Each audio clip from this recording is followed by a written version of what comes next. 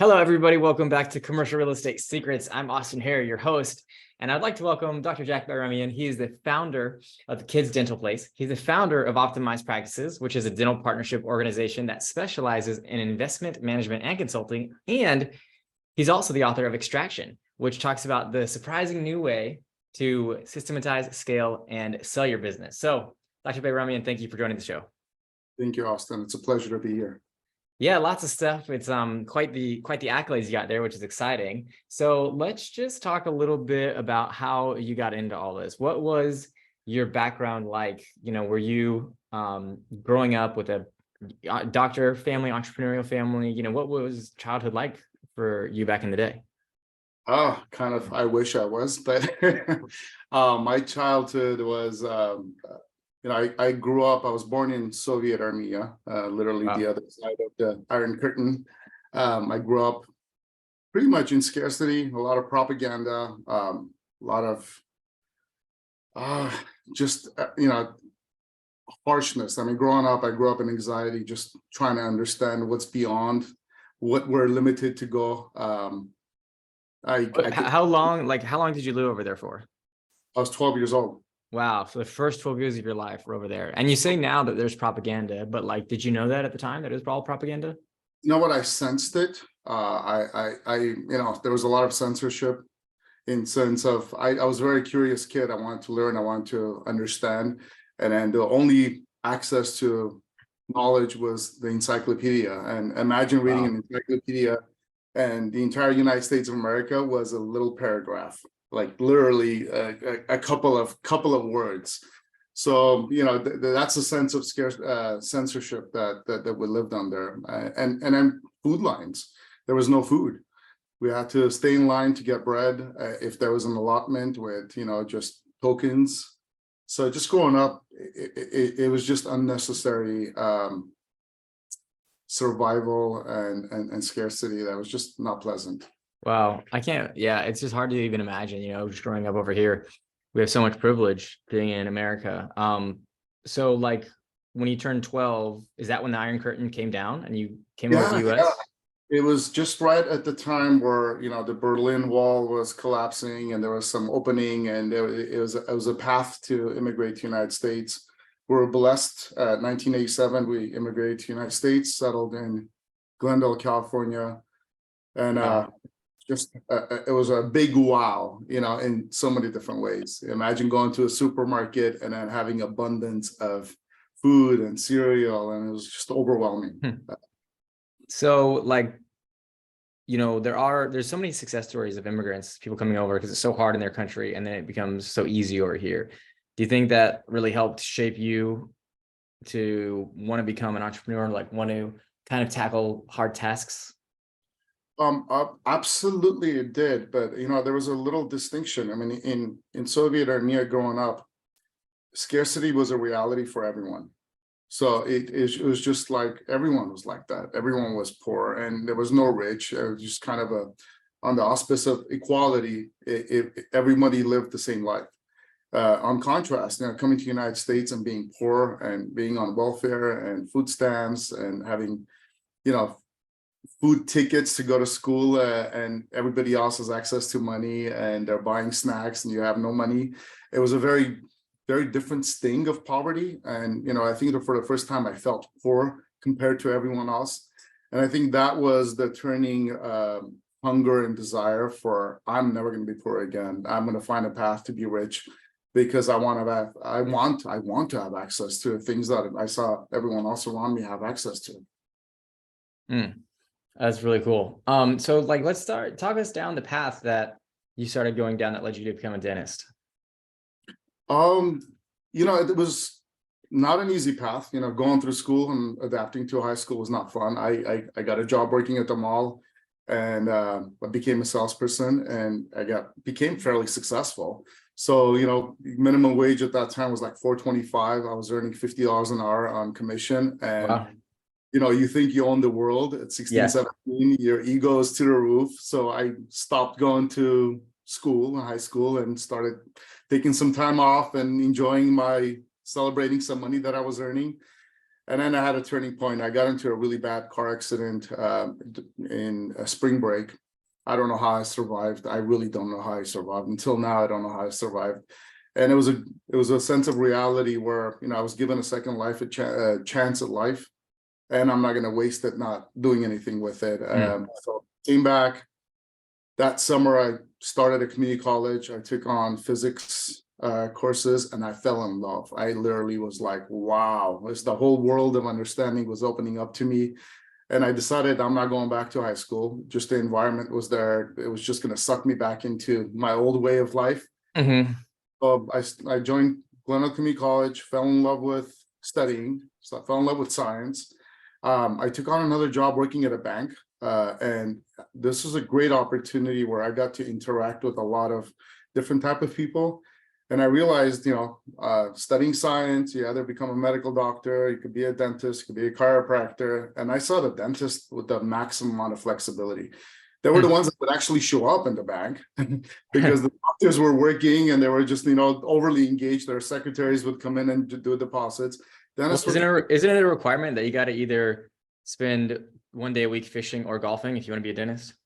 I don't know if it was a requirement, but it was a lot of fun watching them, just the ease that they had around a way of life, you know, communicating.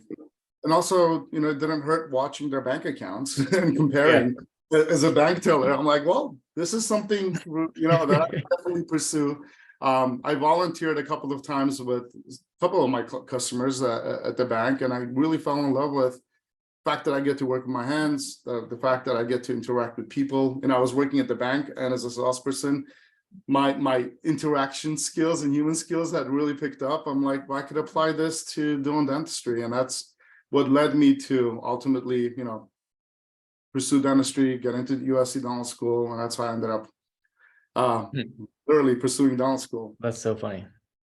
So yeah, a lot of things to talk about today. I think some of the things, so we want to talk about, you know, investing specifically, but we also want to talk about alignment in your values and, you know, clear path to what you want. And so I'd like to for you to tell a story about just how, you know, you started out looking at different practices, directions to go, you know, the story, maybe I'll title it without trying to ruin it, but the underserved kids versus, you know, the Beverly Hills practice. Do you want to tell that story?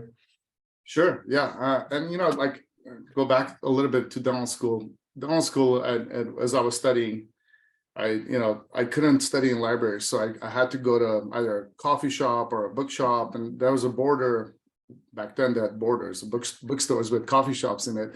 And I really intrigued on reading the business books and trying to understand what was going on with the economy.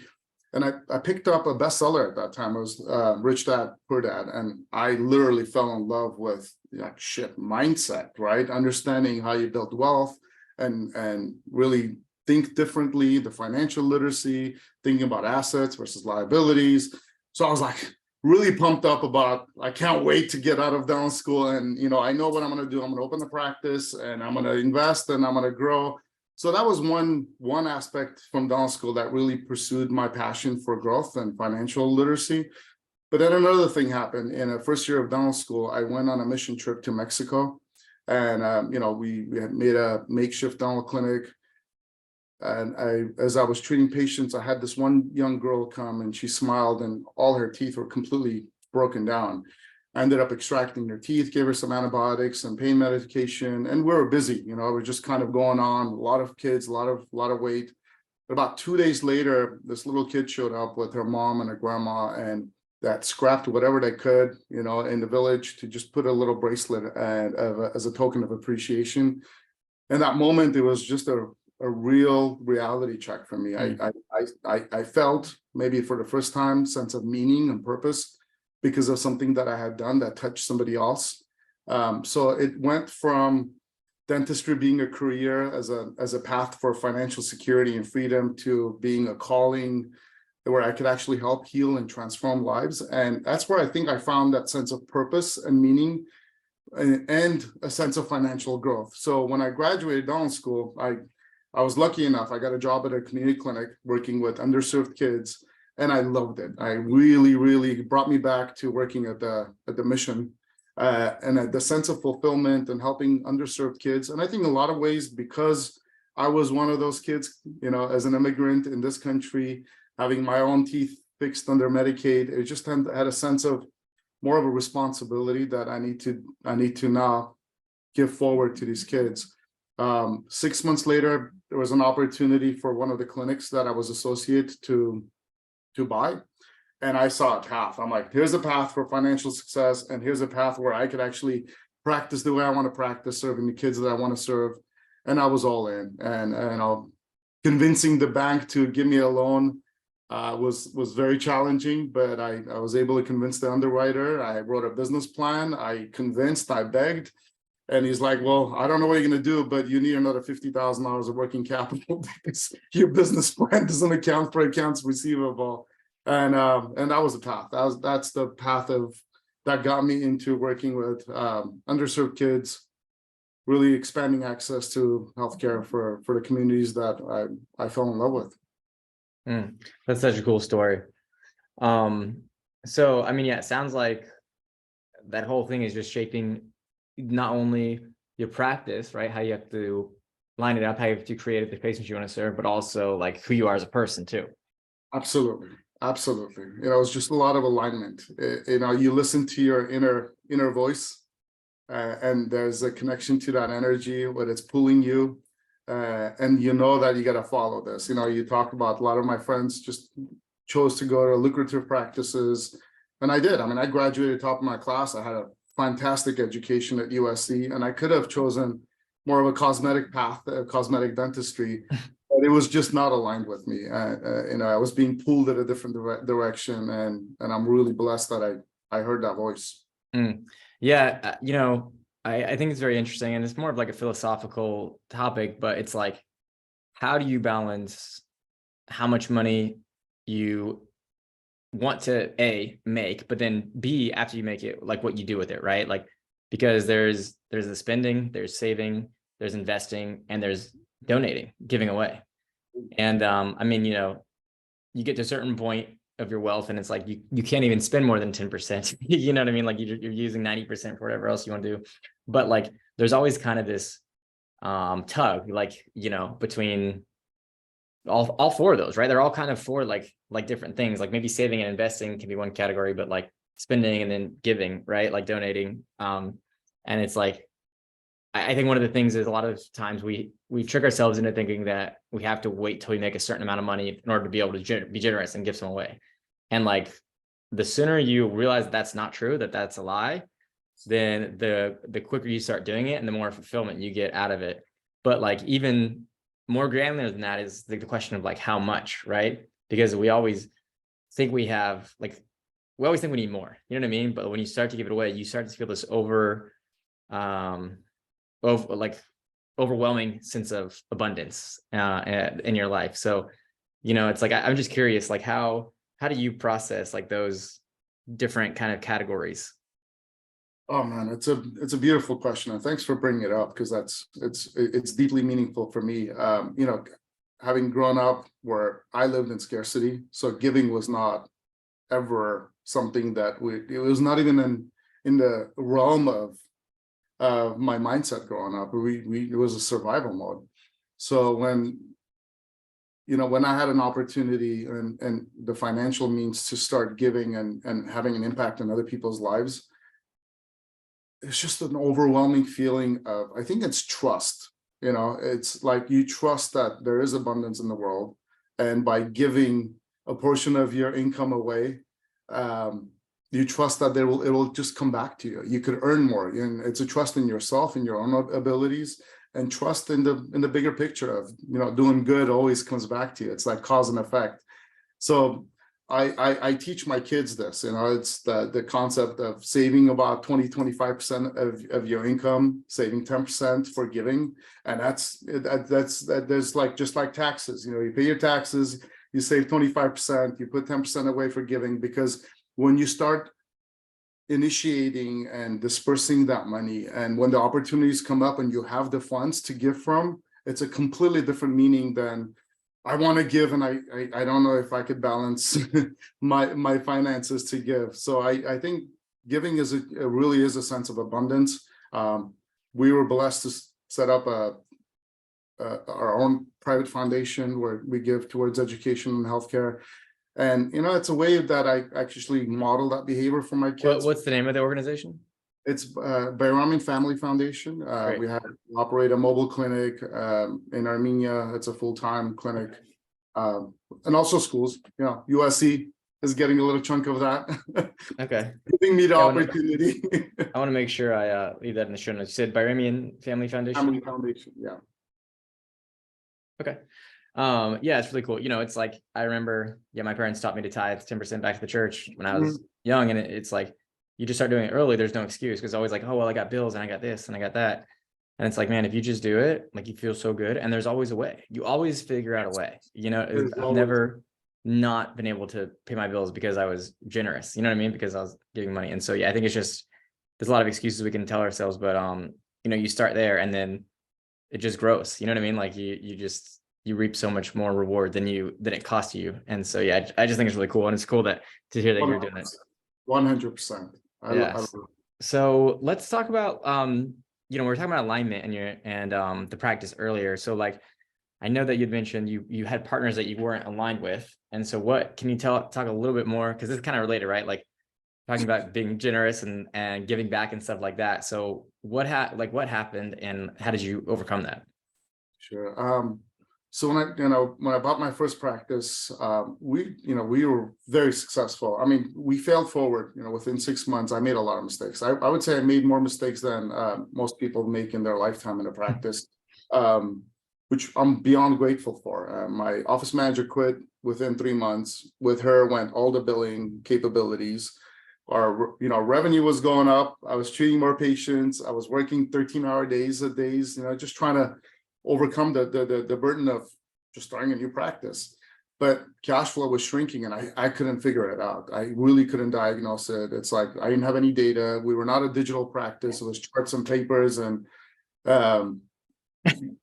x-rays that we were dipping in solutions.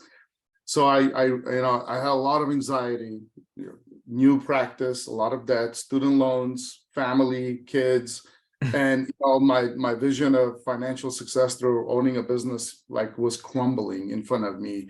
It's tough when you have fear growing up and poverty, all that mindset just keeps catching up to me. It felt like the world was about to collapse. I was able to find some clarity, and the clarity was, I gotta get digital systems in place. I gotta understand what's going on. I gotta study how cash flow works in my practice. So I invested in updating our, practice management systems. After work, I would sit down and do all the billing, understand the billing and where it went. And we're a Medicaid practice. So there's a lot of administrative challenges that I had no idea. Every time we submitted a claim, we had to attach an x-ray. So we did attach the x-rays. We didn't attach, we sent the x-rays. They said we didn't get the x-rays and I didn't have second copies. So bottom line, within 6 months, I realized we had about $80,000 in accounts receivable that we were not able to collect. That means the claims had expired in 6 months. It was overwhelming. It was overwhelming because that was about 1/4 of the practice valuation that I had just paid 8 months ago. But I learned a lot. I learned about monitoring cash flow as if your life depends on it. I learned about having accurate data. I learned about what you do with that data, the behaviors that come with that data, to optimize. So that became a true sense of a foundation that allowed me to open up a second practice and continue growing on, because I felt like I had control over the ins and outs and the movements of the business and the foundational pieces. As I moved to a second location and a third location, we opened new locations. I brought on associates, I trained them. What do you think was the biggest thing, like, to get from cash flow negative to cash flow positive that allowed you to go to multiple locations? Like, what do you think was the biggest change that you made? Accurate data, monitoring the cash flow, being on top of the finances, reading financial statements. You had to learn, like, take a crash course in accounting, kind of? All of it, accounting and practice management. But because there are two sides of the accounting. Accounting is like your QuickBooks and you get, lagging indicators after the financial statements. but what creates cash flow in your practice management system, the billing, the collection, number of patients that you see, that accounting within the system was very, very important. And we turned a corner. And it became a fundamental piece. And until now, I have never delegated a checkbook to anybody else. I mean, every dollar in and every dollar out comes out of my control. So you talk about partnerships. So we grew rapidly from there. And within 8 years, we had multiple locations in 2 states. I opened up practices in Arizona. I had taken on partners over there. I had opened up practices in California. I'd taken on partners over here. And I think it was like 2012. We had a lot of growth. We had a lot of success from the outside. On the inside, I was miserable. I was dying. I was just running between 2 states, trying to hold the pieces. And fundamentally, it was just, when you take on partners, you assume they're aligned with your values and they're going to treat the patients the way you want to treat the patients. But unfortunately, with financial growth, some of those priorities fail. And now they want to leave at 4 o'clock, and you're like, your patients want to come in at 5 and 6 and 7. I'm like, and as a partner, they have to lead by example. They're leading the practice. So I had a complete burnout. And I remember I was at a pediatric oral sedation seminar renewal. They were testing an equipment. They took my blood pressure, and it was like 160 over 110. The lady's like, no, there's something wrong with the machine. She tested it again. It's like 160 over 110. I'm like, okay, all right, I got to do something. This, I'm breaking down internally from the stress. So I made a really interesting decision, very difficult and challenging decision, but I made a decision that I'm gonna reset.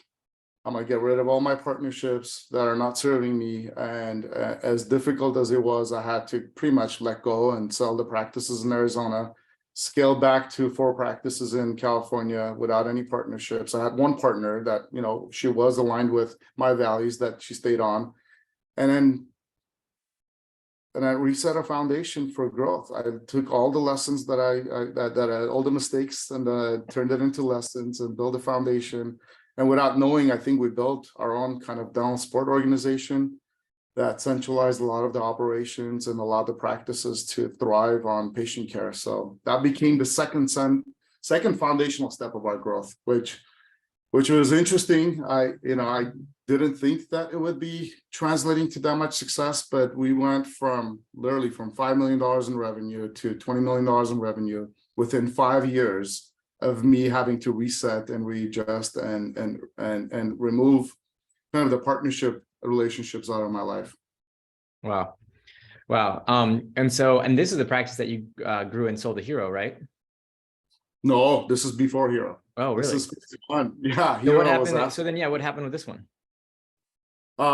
So, as we started growing, and I could get into real estate. I was always adamant about buying the real estate if I could. So picking locations that were, high traffic areas that served the communities that we wanted to, within school districts, within walking distances, freestanding building, a lot of signage. So I ended up buying majority of the real estate that we opened up the practices. But over time, as the practice size became bigger, the challenges became bigger, and the cost became really, really expensive.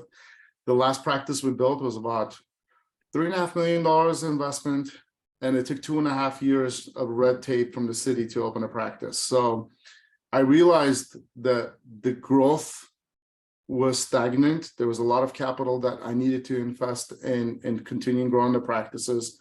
I was running around $700,000 of payroll every month. And, I knew I needed a capital infusion. The banks, the lending system that was in place was just nothing, mismal. They would still lend me as a dentist for $500,000. That's all you get. So I seeked other opportunities, like strategic partners, other investments, and I studied the world of private equity backed investments. And that's really what led me to, find and identify hero practice services that were fully aligned with the same services that we were doing in different states. Their mission and values were aligned, and we decided to partner up and affiliate in 2019. Wow. Okay, so man, yeah, it's crazy. I always love hearing these stories. So, what do you think? So let's talk about, I mean, so many things that we can go from here, but let's go. So align with Hero, partner with them, and then what about that transition from Hero to Optimize? Can you talk us through that a little bit? No, absolutely. So even before the transition with Hero, I really had a passion of coaching and helping other doctors really see past their limitations. So I had a couple of friend doctors from dental school. Even I did some coaching and consulting, and I realized the tremendous amount of value that we're able to bring, and in terms of clarity and systems and confidence. So as I was going through a transition, I wanted to continue coaching and really take the skills that I had developed and apply it to other practices.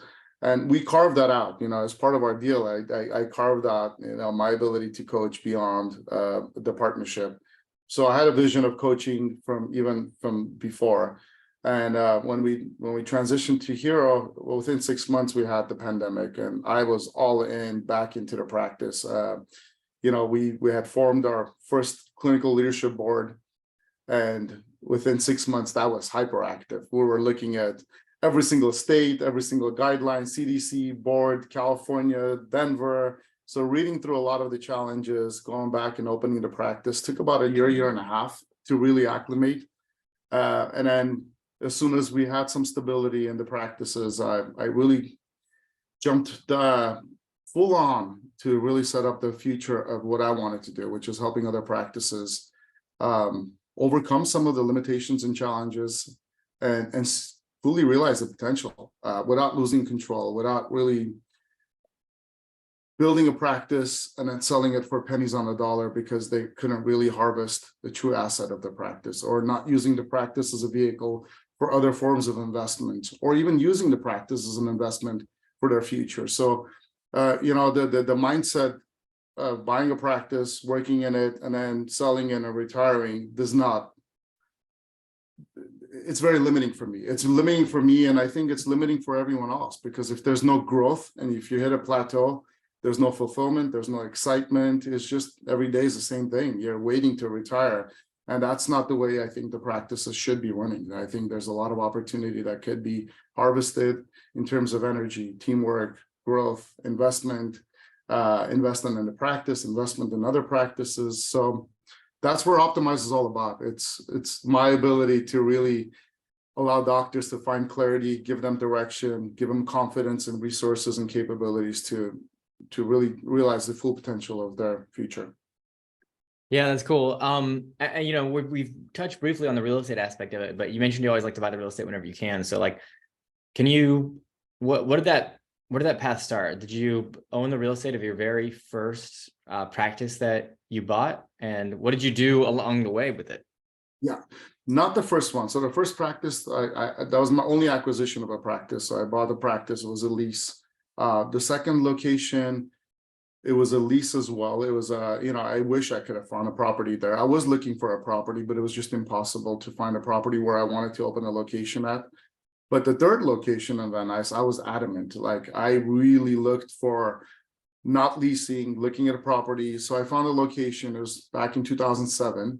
I dove all in to purchase the property and build a dental practice. And back then, it was right before the collapse. So I had a 5% loan.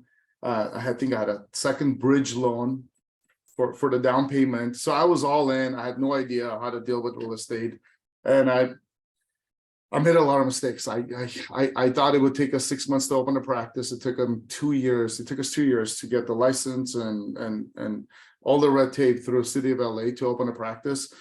But once we opened the practice, once we really started growing the business, and then I understood how the business could really fulfill the loan obligations of the building, that became a game changer for me because, lease versus buy, lease does not add to your net worth. Purchase, every month you have interest, you have principal reduction, you have tax, you have cost segregation that you could take, which is a massive tax deduction of your overall income. So once I understood the moving parts of the value of real estate, it became the driver for me. So every other practice from there, I purchased the real estate. I intensely built a portfolio of real estate practices and allowed the practices to fulfill that asset. Yeah, there's a lot of benefits you can do. I mean, I am all about real estate investing and owning the realtorship, but I also do think that there are trade-offs to acknowledge too, right? And so specifically what I mean is like everybody looks at the real estate 20 years ago and thinks, oh, look how much that's appreciated. If I could have bought that, I'd be so rich right now. And okay, that's true, but that's not really, that's looking at everything in a vacuum, right? And nothing really happens in a vacuum. There's no solutions, there are only trade-offs. And so, if you would have bought Amazon 20 years ago, you'd actually probably made more money, right? Not saying that you could have done that, but I'm saying like, you didn't buy real estate. What did you do, or what could you have done with your money elsewise? And so the other thing is, I think it is a lot better to own it, but there are certain costs that you don't get back on your real estate either, because you're still paying property taxes, you're still paying insurance, and even though the interest is deductible, it's still an expense, right? Like there's only a small part of it that goes down towards the principal pay down. So I think that my personal opinion, what I've seen is like, before you get hung up on owning the real estate at all costs, it's important to understand what you're giving up, right? And so like when you really look at all the expenses that are not like, just take a residential house, right? Like you own your house, but every month utilities, right, are not an investment. I mean, that just keeps the lights on. Then your lawn care, maybe you got pool maintenance, maybe you got your internet and your and all other things that we already mentioned, right? Like the interest, the insurance, taxes, like taxes, you're not getting that back. And so like when you look at, I bought it for 100 and I sold it for 200. Yeah, that's true. But like, how long did you own it for? What was the opportunity cost along the way? And like, how many other expenses did you have that you're not measuring into that? And so I think that it's important to have good data so that you can make good decisions, right? And so instead of just looking at the sale price, like the purchase price and sale price, really keeping good track of your numbers. And then honestly, it's probably still a really good investment, right? But I think that you need to have clarity around the trade-offs before you can really say, oh, like this is a home run. I could not agree with you more. And that's, you talk about data, and I think most people where they fail is they're looking at the data in a moment of time. I like to project 10 years out. So what does the 10-year picture look like? I like to have a financial model of, buy versus lease over the next 10 years. How much money goes into the lease payments, right? And 4% increase every year. What is my interest? What is my principal reduction? What are the tax benefits year over year over year? And when you do that, the math moving forward, things just become a lot more clear, and your decision-making ability is very crisp.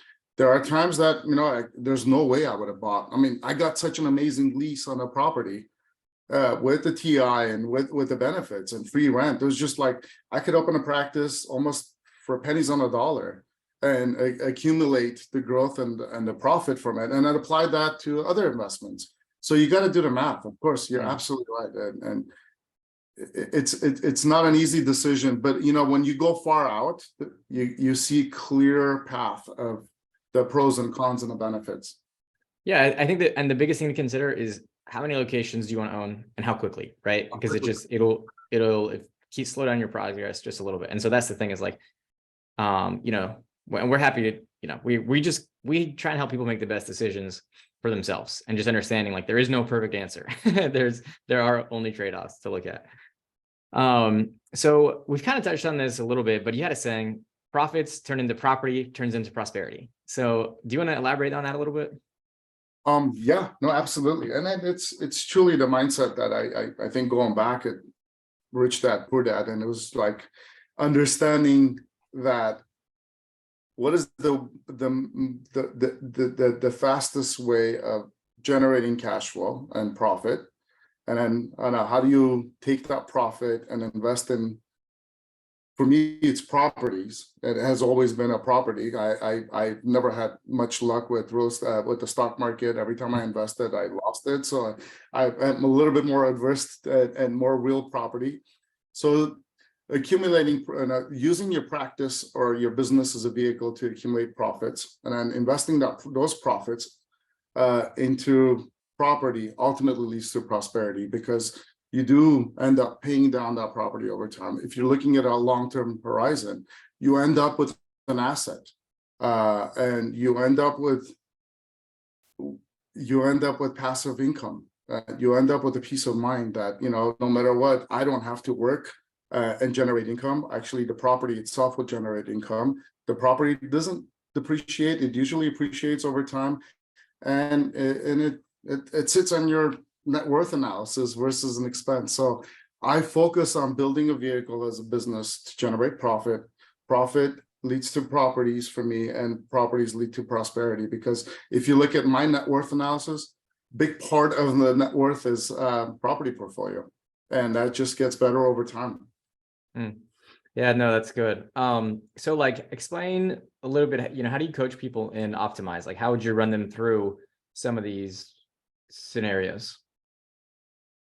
So phase one, it's just really getting them clear on what they want to achieve from their practice. And once you have clarity of what they want to go, and being very, very open and honest of where they are in their practice, what's limiting their growth, what are the obstacles on their path, and creating a clear path to transform those obstacles into growth. Most people that I talk to have lost the sense of hope that they could grow their practice further than what they have achieved. They've hit a plateau. They're comfortable with their plateau, and almost that they're waiting a couple of years to sell their practice and retire. And I don't like that mindset at all. I think there's a lot of opportunities that a lot of the doctors and the practices are sitting on that have not been realized. And it doesn't take that much. If you have a clear path of what you want to go, you have a clear path of building the teamwork around you and harvesting the opportunities, the growth naturally happens. And they don't have to be the ones doing the growth. A lot of the doctors I talk to, they've made so much sacrifices for growth over time. They believe that if I'm going to grow the practice, it's going to come at a cost for me personally. And that's not true. That's really not true. At the end of my career, when we exited and we affiliated with Hero, I had a 4-hour work week intentionally. I had a 4-hour work week, and that was by design. And, if you choose what you want to do, if you choose how many days you want to practice, I guarantee you, if you know what you want, I will make it happen for you. It's just, I want to know what you want, and I will make it happen, because there is a path. Yeah, I think it's super important.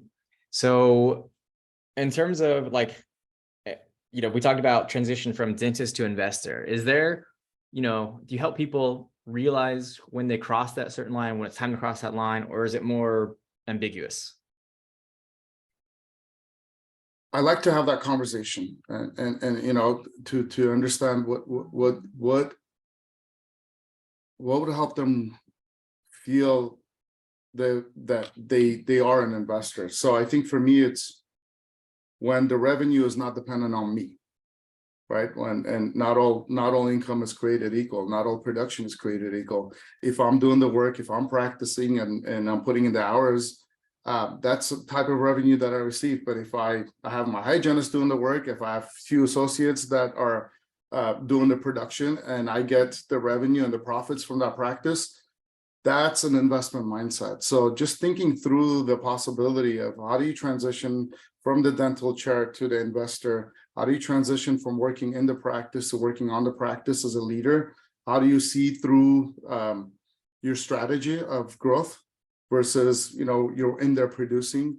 And then what does it take? What is the timeline? And how long is it going to take? So I love the opportunity to to help them see the opportunity that the practice can be an investment, and the cash flow that comes out of the practice could go into passive investments to secure a peaceful future for them.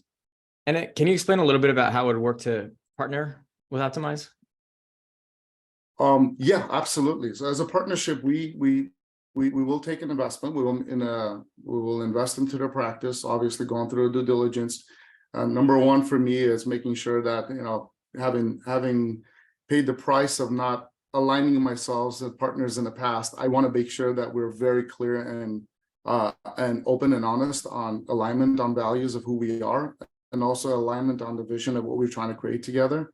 So choosing the right partner would be the phase one, and then going through due diligence, making sure the practices have the sufficient cash flow right now, and more importantly, the opportunity for growth. We make an investment to the practice, and we integrate a lot of the platform, the resources, the capabilities, the leadership to help the practice actualize its potential.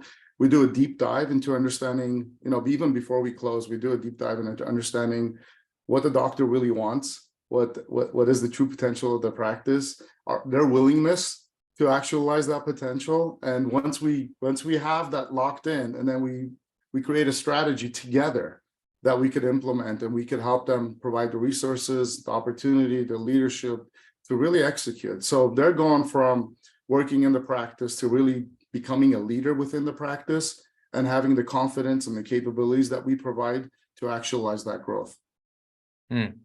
Okay. And then in terms of like structure, like equity, rollovers, anything like anything that you find, that you feel comfortable talking about, or that you feel is relevant. Do you want to talk about it?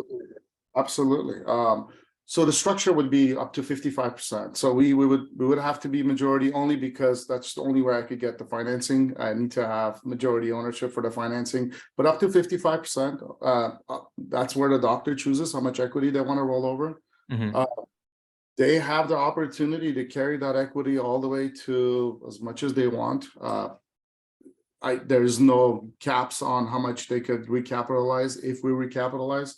I have no intentions of recapitalizing and bringing in financial partners. I've made my own investment, and I truly believe that gives me the flexibility and the freedom not to have additional control. I'm only invested into the practices. I'm not invested in supporting financial partners. We have a great relationship with the bank that that believes in our vision and our values. So up to 55% equity. For us, 45% for the doctors. It's a pure partnership. It's really about their vision and the opportunities that they want to harvest from the practice. We just provide the support, and support means different things to different people, right? We understanding what their support needs are, what their priorities are, and providing that to actualize their growth is how I see myself as a true partnership. No, and I think that's cool. And then I just got a couple questions that I'd like to ask you that are more general about your career. Sure. So, okay, what do you think was the biggest failure that kind of turned into a learning experience in your career? Failure. I think the biggest failure for me was maybe the assumption that people are like me. The alignment. I think more. I mean, when I was building my practices, I really had a turnkey solution. I would open practices. We had the brand, we had the systems. I would open a practice, turnkey, hand it over to a partner, and within 6 months we were profitable. I assumed that they would carry the same purpose and mission for serving the kids and my patients the way I would want them to serve. But that was not the case. As soon as the money became a little bit more prosperous, then the passion and intention dwindled. So I wish I was a little bit more clear on alignment, setting clear expectation for my partners on what I want them to achieve. It cost me a lot of pain and agony breaking up those partnerships. So the biggest lesson, even now with we're running a dental partnership organization, is being very clear on setting clear expectations, what my vision is, how we're going to provide support, what is their vision, Are we aligned? Are our values aligned? And can we really partner up and create something amazing together? Yeah. And I think it's one of those things that all the reading and all the textbooks and all the conversations in the world can't take away from experience. It's like, because everybody says that. Everybody says at some point in time, oh, I partnered with somebody that I shouldn't have, or I didn't have clear expectations. And like line values means different things to different people. Clear expectations mean different things to different people. And so, yeah, I think that's just the tuition you pay to the school of hard knocks. Is like you have to go through that. But it sounds like how to create more clarity around that moving forward. And then, yeah, even I guess for anybody listening, if we could help them shortcut some of those things, if we could, how do you create clarity to make sure that you have alignment in your partnerships? And I see partnerships as a pure collaboration. And collaboration meaning I have a set of unique abilities and skills and experience, and you have a set of unique abilities, skills, and experience. And together we could create something enormously larger than we can separately. And if we could align on that, where you might be an amazing clinician, you might have an amazing teamwork capabilities. I have systems and processes, and I have the experience, and we know a path that we could actually go to practice to more evaluation. That's where the collaboration comes in. And I see it as a collaboration more than a partnership. And the collaboration should create something bigger than we can separately. That's the way I see a partnership in. Yeah, that's cool. Okay, so let's talk about what was the most unexpected what was the most unexpected part of growing your business? It's might be kind of related, might not. Unexpected? No, it's not. The unexpected part of growing a business, especially for my line of business, was the challenges we had to overcome working with Medicaid. We were so passionate about serving our patients. The value creation is usually between us and the patients, but the payer is totally different, right? We could do everything that we can to create amazing value for our patients, but the government is paying the paycheck, and the government has different sets of regulations. They don't see the value that we've created. They don't see the alignment, and they see you as a budget item, honest to God. And when times are tough, and I've gone through 2 economic downturns when they tighten the budget and they cut 10% of your reimbursement rates, and you have to still figure out how to run a business. And that was the biggest challenge, is how do you build and grow on a foundation that you have no control over, because everything that you've built is a one payer system, and they get to change the rules whenever they want to. Yeah. I mean, that sounds tough. So, all right, as we're coming kind of to a close, is there anything that you want to talk about that we haven't talked about?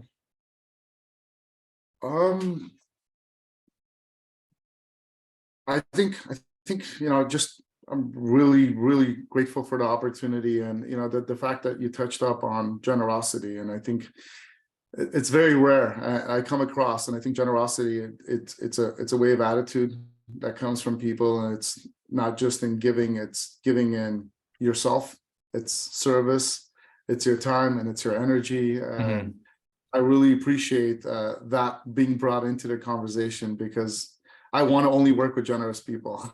Yeah, I really do. It just, and I should clarify too. I'm not perfect at it. There's still times when I definitely struggle with it, when I definitely don't feel like doing it, and I always try and force myself to get in the mindset, okay, this is a privilege to be able to do this. But yeah, it's hard for me too sometimes. I'm not perfect by any means, and I don't want to come across that way. No, I just, it's how we get better is by talking through it, right? Yeah. By reminding each other that, it's an aspect of life that we really enjoy, but we got to be a little bit more intentional on, because it's fulfillment, it's meaning, and it's impact. Yep, absolutely. All right. Well, if anybody wants to, learn more about what you guys are doing, is there a good resource to get in touch? Yes, Optimize Practice Services. We have our website is optimizeps.com. And okay, I'll write that down. All the resources that we have. And then Extraction book is available on Amazon, Audible, and hardcover. Oh, cool. Audible too. Was that hard to get it? Did you record it yourself, your voice? Oh, no. It was hard enough writing the book for me. Recording was not an option, but I'm an Audible learner. So Me too. I need to listen to the book to learn. So I did it more for me than anybody else. Awesome, man. Okay. Well, look, this has been great. Really appreciate your time, and I'm looking forward to continuing the conversation in the future. Thank you for your time, Austin. I appreciate being here.